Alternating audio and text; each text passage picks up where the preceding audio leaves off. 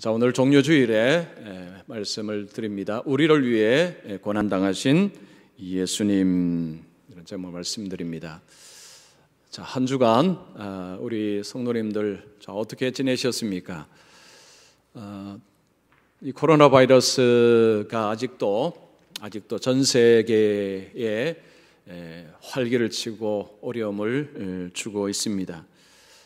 우리의 삶이 좀 불편하고 좀 일상이 어려운 그런 삶을 아직도 살고 있습니다. 자, 그런데 감사하게도 이제 확진자가 좀 많이 줄어들어서 우리 국민들이 조금은 이제 여유가 좀 생긴 것 같습니다. 카페나 식당을 가면 이제는 손님들이 꽤 많습니다. 그리고 이제 마스크를 쓰지 않는 분들도 이제는 점점 좀 많아지고 있는 모습입니다. 정부에서는 여전히 긴장해야 된다라고 이야기를 하지만 우리 국민들은 좀 여유가 생긴 것은 분명한 듯합니다. 지난 주일이 원래는 부활주일이었는데, 자, 우리 교회는 다음 주일 26일 주일을 부활주일로 지키기로 그렇게 했습니다. 우리 교회뿐만 아니고 지금 많은 교회가 26일 날 부활주일로 지키기로 그렇게 하고 준비하고 있습니다. 자, 부활주일에는 온 성도들이 함께 주일날 우리 예배당에서 1부, 2부 예배로 드릴 수 있을 것 같습니다. 한 주간 또 갑자기 이 확진자가 확 늘어나지 아니하면 그러면 이제 주일날 예전처럼 1부, 2부 예배로 드리려고 합니다. 주일날 1부, 2부 예배 드리면요, 이 감이 갈 것 같습니다. 감격. 너무 감격할 것 같아요. 자, 주일날 예배 드리는 것이 이렇게 좋을 줄 누가 알았습니까? 누가 알았습니까? 근데 이제 다음 주일날 우리가 성도들이 이제 그동안 잘 못 보았던, 만날 수 없었던 우리 성도들 얼굴과 얼굴을 대하여서 모여서 이렇게 예배를 들을 수 있다는 생각만 해도요, 마음이 조금 이렇게 좀 기대가 되고 뭔가 좀 마음이 설레는 듯한 그런 느낌이 듭니다. 자, 다음 주일 부활주일로 지키면서 이제 오늘은 종료주일로 이렇게 지킵니다. 자, 종료주일은 예수님이 이제 십자가 지시기 전에 예루살렘에 입성을 하셨습니다. 그때 무리들이 예수님을 향해서 호산나 다윗의 자손이여 하고 예수님을 향해서 환호성을 치던 바로 그날을 기념하는 주일입니다. 이번 주일은 주간은 또한 고난주간으로 지키겠습니다. 교회에서 특별 새벽 기도회를 해볼까라고 생각도 했는데 그냥 이번 주도 가정에서 그렇게 고난주간을 지키는 것이 좋겠다라고 그렇게 했습니다. 그래서 가정에서 새벽에 이제 말씀을 이전처럼 카톡을 통해서 홈페이지로 말씀을 올릴 테니까 여러분께서 고난주간의 말씀을 들으시면서 주님의 고난을 한번 깊이 묵상하시면서 지내시면 좋겠습니다. 자, 우리가 고난주간을 맞이하면서 우리 마음속에 해야 될 질문, 고난주간에 늘 하는 질문입니다. 왜 예수님이 고난을 당하셨나? 라는 질문이 우리에게 필요합니다. 우리는 이 질문에 대한 답을 이미 알고 있습니다. 그러나 알고 있지만 우리는 자주 잊어버립니다. 잊어버리기도 하고 이걸 너무 당연시합니다. 뭐든지요, 당연하면 감격도 없고 당연하면 감사가 없습니다. 그래서 고난주간에 주님은 왜 고난을 당하셨나? 이미 우리가 아는 거지만 다시 한번 우리에게 이 질문을 하면서 주님의 고난을 한번 생각하고자 합니다. 그래서 오늘 말씀을 중심으로 이번 한 주간, 고난주간 그렇게 지내시면 좋겠습니다. 자, 예수님이 왜 고난당하셨는가? 오늘 두 가지를 말씀드립니다. 먼저 첫 번째는 예수님이 고난당하신 이유는 우리 역시 예수님을 따라 고난을 받도록 하기 위함이다. 예수님이 왜 고난당하셨는가 하면 예수님이 고난을 당하시고 우리 또한 고난을 당하도록 고난의 길로 인도하신다라는 말씀입니다. 자, 20절, 21절 한번 보십시오. 죄가 해서 매를 맞고 참으면 무슨 칭찬이 있으리요? 그러나 선을 행함으로 고난을 받고 참으면 이는 하나님 앞에 아름다우니라. 이를 위하여 너희가 부르심을 받았으니 그리스도도 너희를 위하여 고난을 받으사 너희에게 본을 끼쳐 그 자취를 따라오게 하려 하셨느니라. 자, 여기 보면 선을 행함으로 고난을 받고 참으면 하나님 앞에 아름답다라는 표현을 합니다. 여기서 선이라는 것은 하나님의 뜻을 행하는 것을 말합니다. 하나님의 뜻을 행함으로 고난을 받고 참으면 하나님 앞에 아름답다, 하나님 앞에 아름답다라고 말씀합니다. 하나님의 뜻을 행하는 가운데서 고난을 받을 때 피하지 말라는 거죠. 안 올 것이 온 것이 아니라 올 것이 왔다는 것입니다. 이 땅에서 하나님을 믿고 예수 그리스도를 믿으면서 이런저런 고난이 올 때에 왜 내게 이런 고난이 오지? 라고 하지 말고 고난을 받고 참으라 이야기를 합니다. 내가 왜 그렇게 해야 되느냐? 왜 할 때 이렇게 이야기합니다. 우리 구주 예수 그리스도께서 고난을 당하셨기 때문이다. 우리 구주 예수 그리스도께서 고난을 당하셨기 때문에 우리가 고난을 당할 때 왜 내가 이런 고난을 당합니까? 라고 질문하지 말아라. 혹시 마음속에 왜 나만 이런 어려움을 당해야 됩니까? 라는 질문이 든다면 스스로에게 이렇게 대답을 하라는 거죠. 예수님도 고난을 당하셨단다. 예수님도 고난을 당하셨단다. 그래서 우리가 고난당하는 것은 지극히 당연하다. 고난 당할 수 있다라는 말씀을 하는 것입니다. 자, 우리가 어떤 고난을 당할 때 두 가지로 고난당합니다. 자, 오늘 말씀에 보면 죄가 있어 매를 맞는 고난을 이야기합니다. 20절에 죄가 있어 매를 맞고, 즉 죄를 지어서 그 죄의 대가로 벌을 받는 경우가 있습니다. 이게 바로 자신의 죄로 인한 고난입니다. 죄를 지어서 고난을 받을 때 어떤 사람한테는요, 이것이 망하는 길이 될 수 있고 어떤 사람한테는 그것도 유익이 될 수도 있습니다.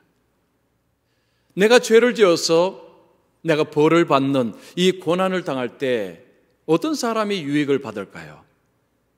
그 고난 속에서 아이고 내가 하나님 말씀대로 살지 못해서 주님 말씀을 따르지 못하니까 이런 어려움이 왔구나. 그 고통 가운데서 자신을 돌아보고 삶을 바꾸는 사람, 이제는 내가 주님 말씀대로 살아야 되겠다 하고 말씀에 불순종하던 삶을 말씀에 순종하던 삶으로 바꾸어 나가는 사람은 죄로 인한 고난 속에서도 유익을 얻습니다. 그러나 어떤 사람은 자기가 죄를 짓고 자기가 고난을 당할 때도 이걸 깨닫지 못해서 망하는 길로 가는 사람도 있습니다. 전혀 돌아서지 못하는 사람들도 있습니다. 자, 두 번째 고난은 선을 행하며 당하는 고난입니다. 즉 내가 어떤 죄를 지어서 잘못을 해서 고난을 당하는 것이 아니라 그런 잘못을 한 것이 없습니다. 그런데 당하는 고난, 어려움이 있다는 것입니다. 자, 이 어려움은 특별한 의미가 있습니다. 우리가 예수 그리스도를 잘 믿음으로 하나님의 말씀을 따라 살아가는 가운데서 우리에게 닥치는 고난, 환난은 특별한 의미가 있어서 옵니다. 그냥 오는 것이 아니라는 거죠. 의미를 가지고 온다는 것입니다. 무슨 의미가 있을까요? 우리를 성장시키고 우리를 성숙시키는 단련, 훈련의 의미로 우리에게 찾아옵니다. 자, 하나님 우리에게 주신 사명이 있습니다. 각자에게 주신 사명이 있습니다. 그 사명을 감당하기 위해서는 우리에게 단련이 필요합니다. 훈련이 필요하다는 거죠. 그 단련과 훈련은 우리에게 고난의 모습으로 찾아온다는 것입니다. 그래서 우리가 예수를 믿는 가운데서 어떤 어려움이 찾아올 때 왜 내가 이런 어려움을 맞아야 되느냐라고 하는 것이 아니라 하나님께서 나를 단련시키시는구나, 훈련시키시는구나 라고 생각을 하면 옳다는 것입니다. 자, 예수님께서 사명을 성취하기 위해서 그 십자가의 길로 갈 때 예수님께 무시무시한 고난이 닥쳤습니다. 예수님은 성숙이 필요 없습니다. 예수님은 성장이 필요 없습니다. 그런데 예수님께도 사명의 길 속에 고난이 있었다는 거죠.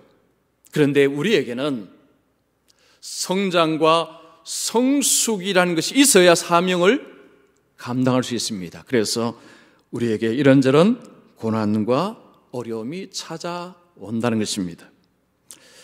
제가 어떤 책에 보니까 어떤 분이 이제 자신의 이야기를 적어 놨습니다. 어떤 분이 이제 대학을 졸업하고 유대인이 경영하는 회사에 들어갔습니다. 일이 너무너무 많았습니다. 그때는 이 통금이 있었습니다. 통행 금지가 있었습니다. 저녁에 끝나서 집에 들어가면 딱 12시 전이었다고 합니다. 그리고 아침 일찍 또 출근을 했어야 됩니다. 이분에게 주어진 이 업무량이 너무너무 많아서 처음에는 그냥 그러려니 하고 막 열심히 일했지만 계속해서 업무량이 많으니까 이제 지쳐갔습니다. 다른 회사는 도대체 얼마나 시키는가를 알아보니까 자신에게 3사람 분량의 일을 시킨다는 것을 알았습니다. 그래서 이분이 화가 잔뜩 나서 그 유대인 사장에게 쫓아갔습니다. 사표를 가지고 쫓아갔습니다. 2가지를 요구합니다. 이 사표를 받으시든지 아니면 직원을 더 뽑아주시든지 둘 중에 하나를 하십시오라고 유대인 사장에게 요구를 했다고 합니다. 그때 유대인 사장이 이 분을 보면서 그때는 젊은 사람이 있습니다. 이런 이야기를 하더랍니다. 미스터 리, 보통 집에서 편안하게 지내는 청년을 나라는 군인으로 부릅니다. 불러서는 철모를 세우고 배낭을 지게 하고 총을 매게 하고 그리고 수통을 차게 하고 군화를 신게 만들고 뛰게 합니다. 처음에는 너무 무겁고 힘들어서 잘 뛰지 못합니다. 1주, 2주, 3주 뛰면 그 다음부터는 곧잘 뜁니다. 1달, 2달, 3달 지나면 등의 짐이 점점 가벼워지면서 아주 능숙하고 잘 뛰는 군인이 됩니다. 그런데 그렇게 잘 뛰는 군인도 1달만 그냥 쉬게 만들면, 편히 쉬게 만들면 그 다음에 다시 그것을 쥐고 뛰라 하면 잘 못 뜁니다. 훈련이 그래서 중요한 것입니다. 사병훈련하고 장교훈련이 다릅니다. 장교훈련은 훨씬 더 훈련의 강도가 셉니다. 미스터 리, 나는 당신을 사병으로 키우려고 부른 것이 아닙니다. 나는 당신을 장교로 키우고 싶습니다.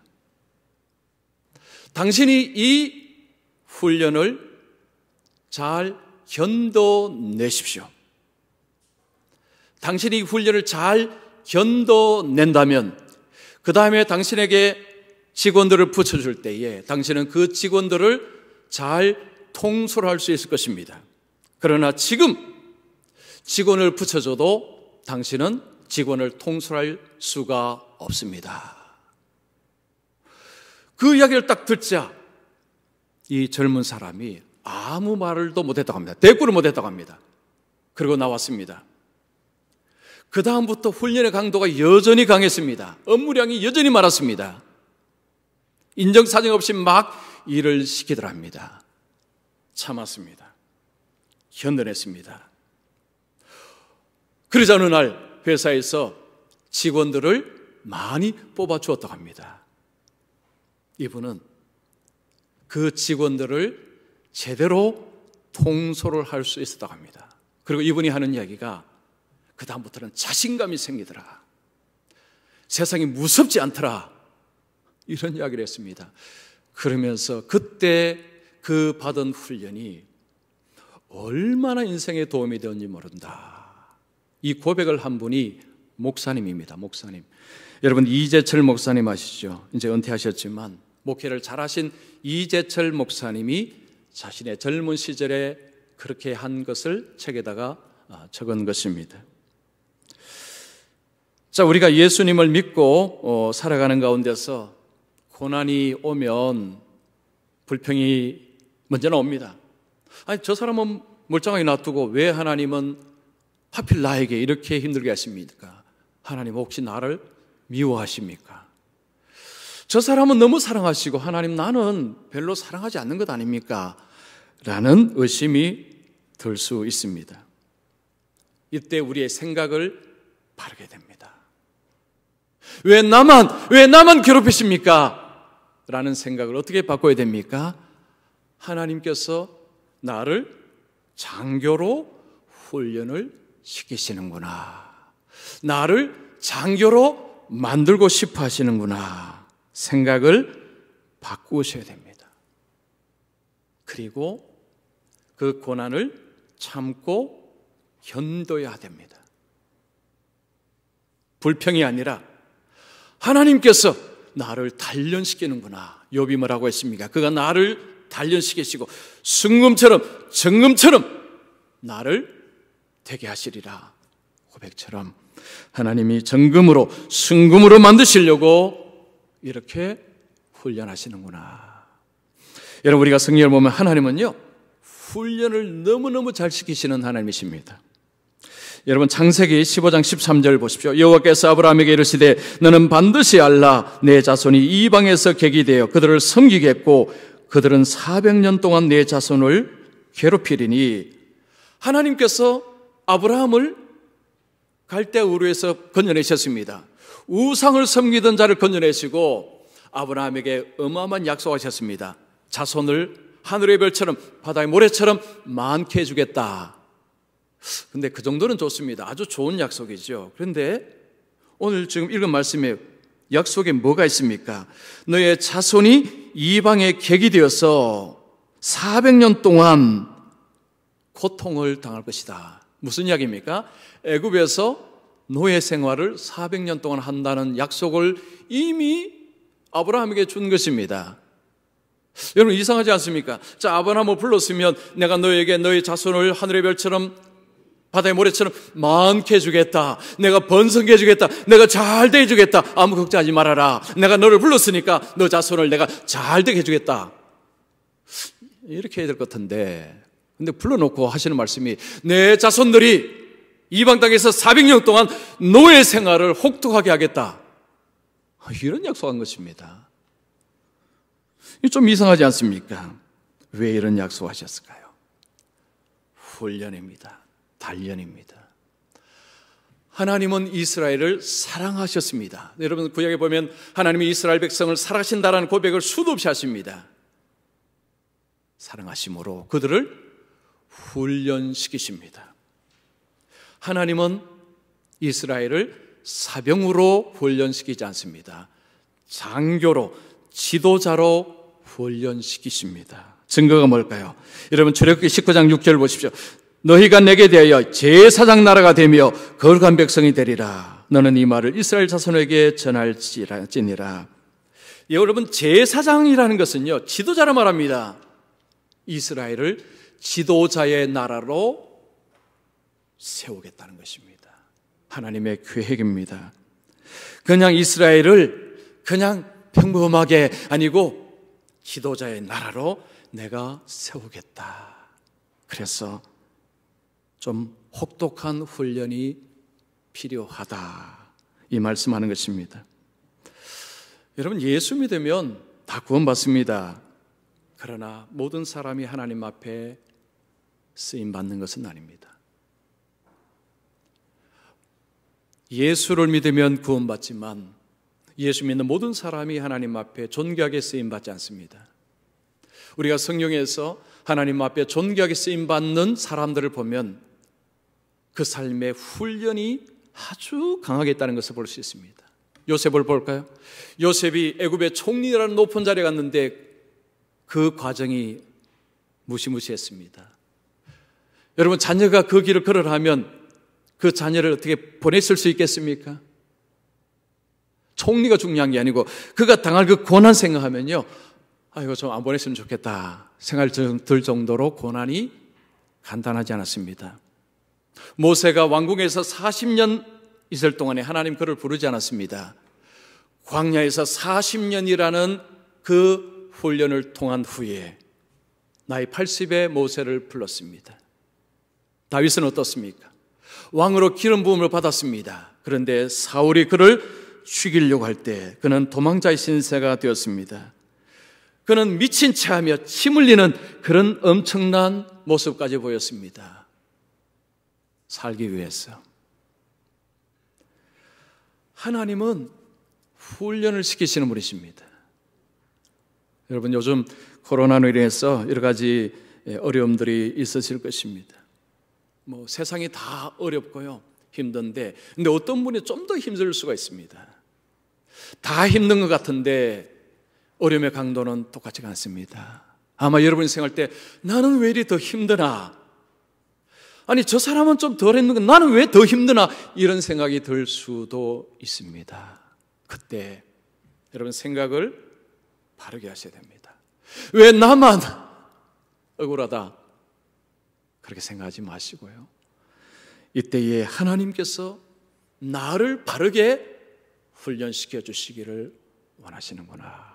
내가 부족한 것이 뭐고, 내가 채워야 될 것이 무엇이고, 내가 바로 잡아야 될 것이 무엇인가. 여러분, 찾는 그런 시간이 되신다면 이 코로나 사태가 끝났을 때 여러분, 새로운 차원의 새로운 기회가, 새로운 삶이 여러분 앞에 기다리고 있을 것입니다.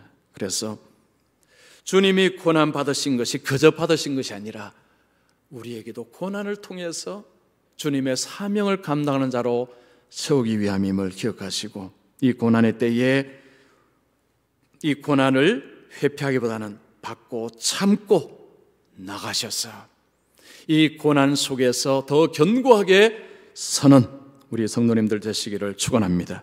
자, 두 번째는 우리의 죄를 깨끗하게 제거하기 위함입니다.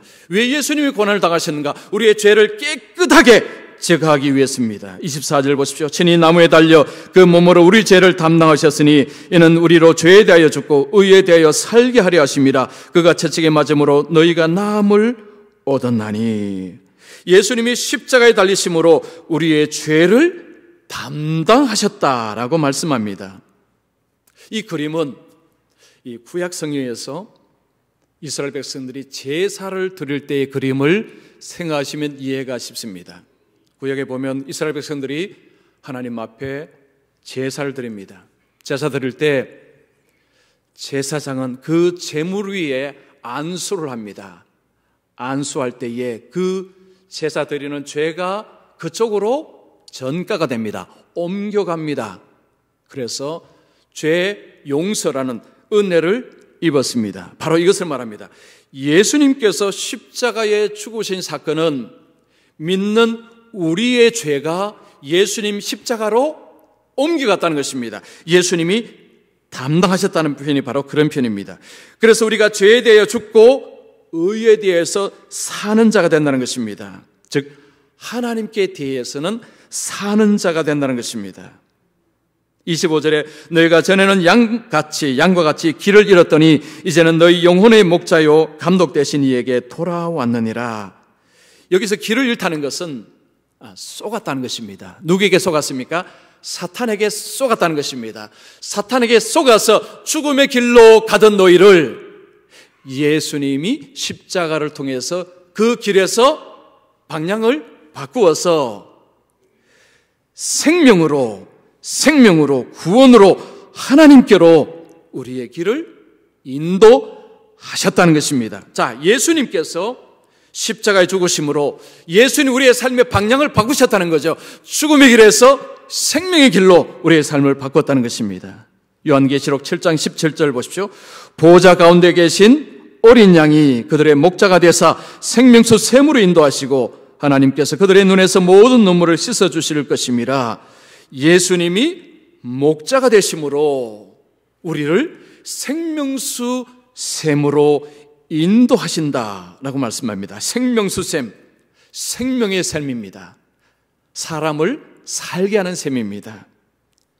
죽음으로 가던 우리를 예수님은 십자가에서 우리의 죄를 대신 담당하심으로, 우리의 죄가 예수님께로 옮겨짐으로 이제는 예수님을 통해서 우리에게 생명수 샘으로 인도하심으로 생명수 샘물을 마시게 하셨다는 것입니다. 인류 역사상 성현들은 많았습니다. 좋은 위대한 선생들은 많았습니다. 그러나 너의 죄를 대신 내가 지고 간다, 사람들의 죄를 내가 대신 지겠다라는 사람은 한 사람도 없었습니다. 타인의 죄를 위해서 자신이 죽는다고 하는 사람은 아무도 없었습니다. 오로지 예수님밖에 없습니다. 어느 종교에서도, 어느 종교 지도자도 그렇게 말하는 종교 지도자는 한 명도 없습니다. 오직 예수님밖에 없습니다.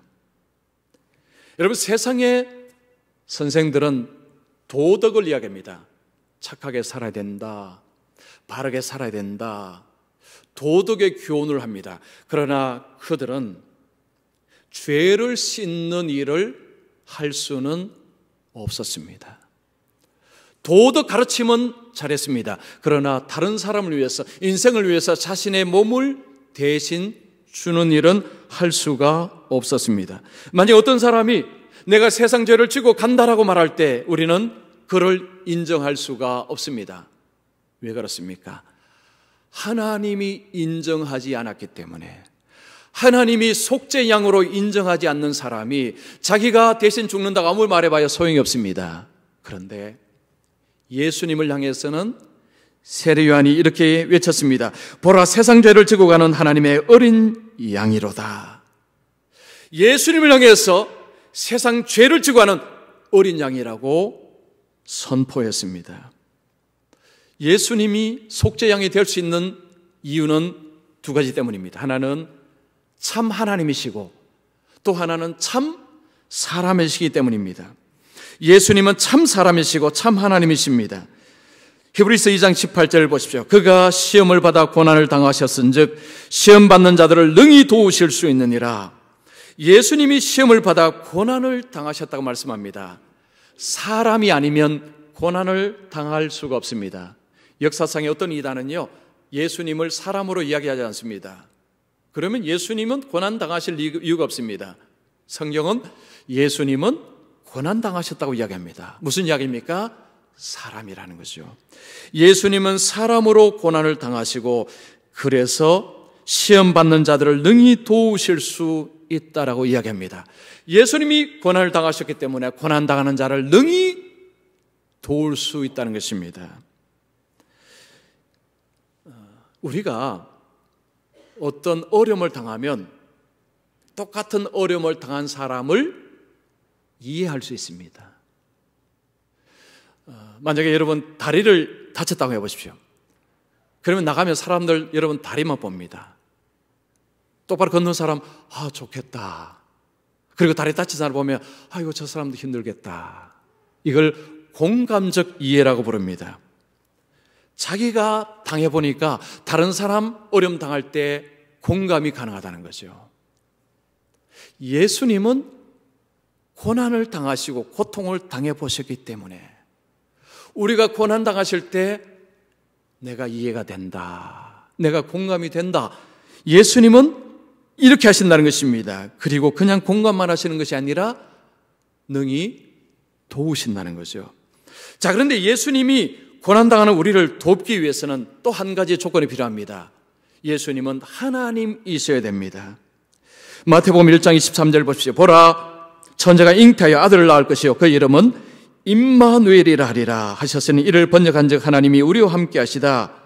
예수님을 일컬어서 임마누엘이라 불렀습니다. 임마누엘은 하나님이 우리와 함께 계시다는 말입니다. 이걸 다르게 표현하면 우리와 함께 계신 하나님.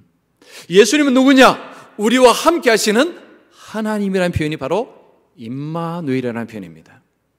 예수님이 제자들과 가이사랴 빌립보 지방에 가셨을 때 제자들에게 물었습니다. 너희는 나를 누구라 하느냐? 베드로가 뭐라고 했습니까? 주는 그리스도시요 살아계신 하나님의 아들이십니다.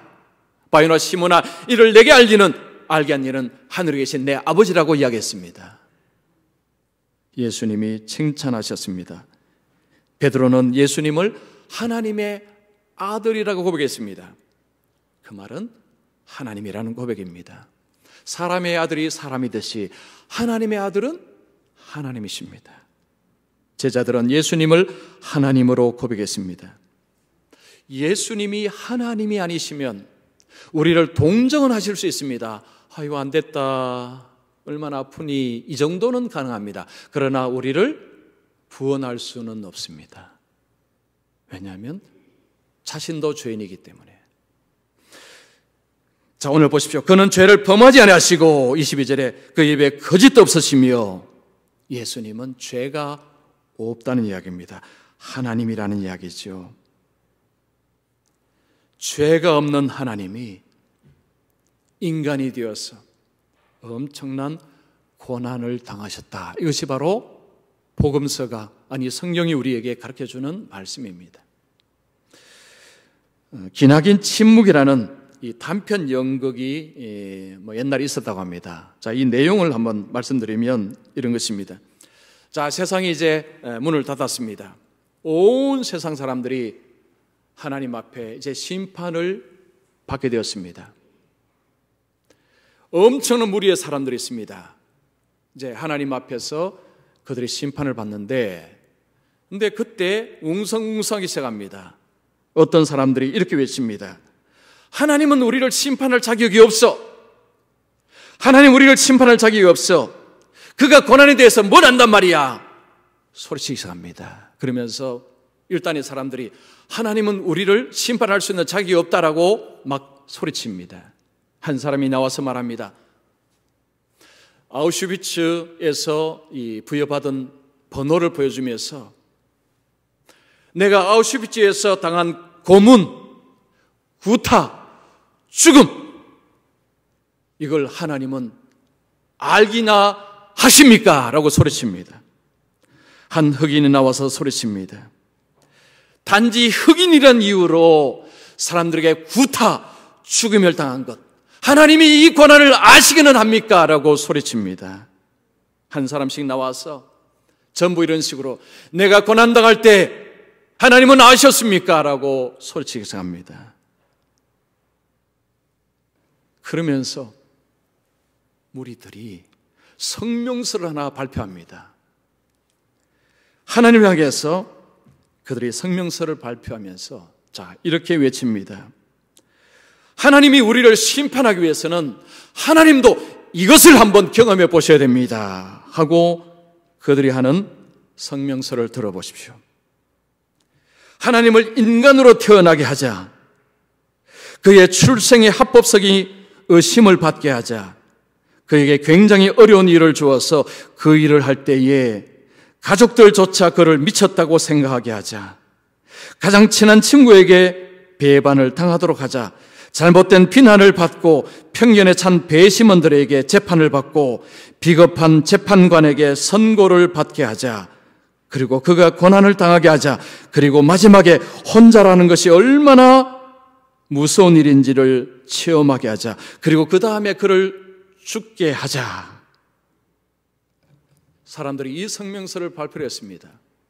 그러자 무리들이 막 웅성대기 시작합니다. 찬성이요, 찬성이요 라고 소리를 치다가 갑자기 침묵이 흐릅니다.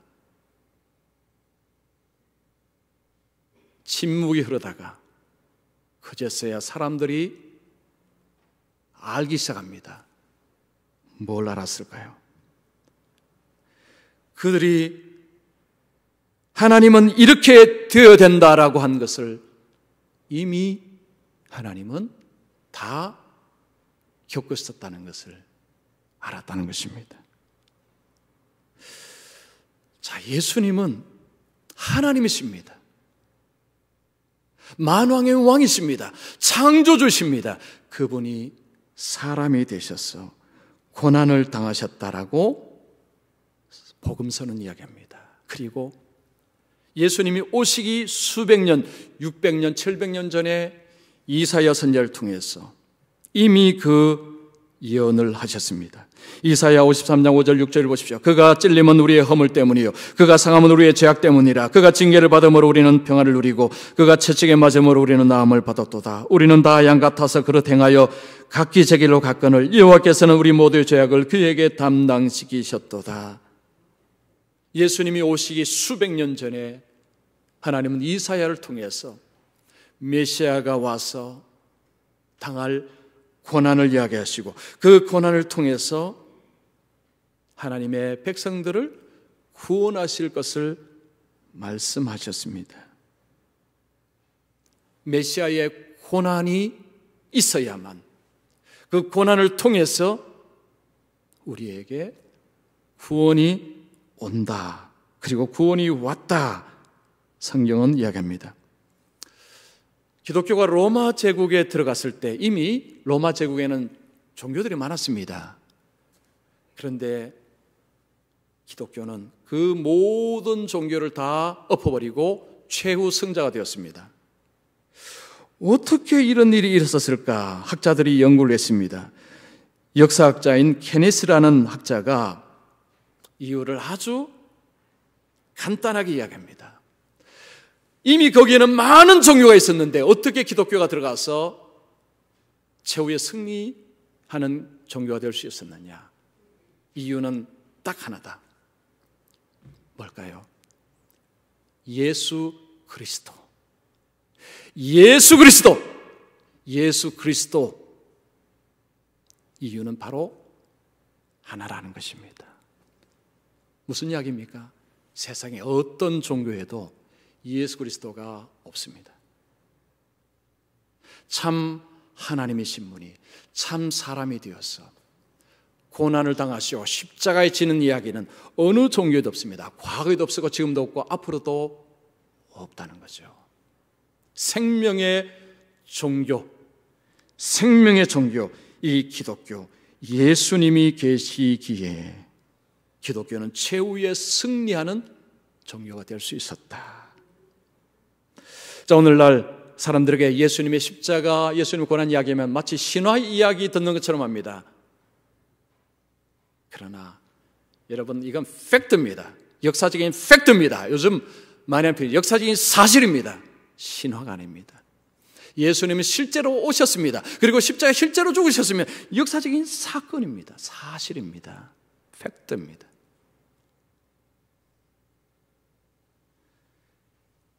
우리가 이 고난을 기억할 때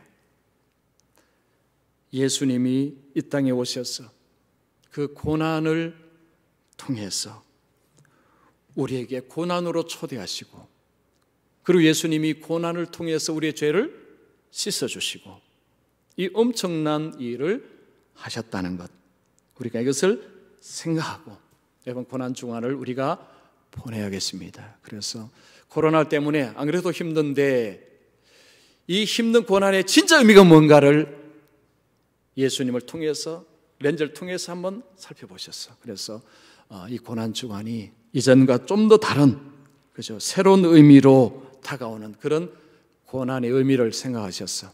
이번 한 주간 고난 주간에 주님과 함께 주님의 은혜를 묵상하시면서 또한 새로운 결단도 하시면서 고난 주간을 보내시기를 축원합니다.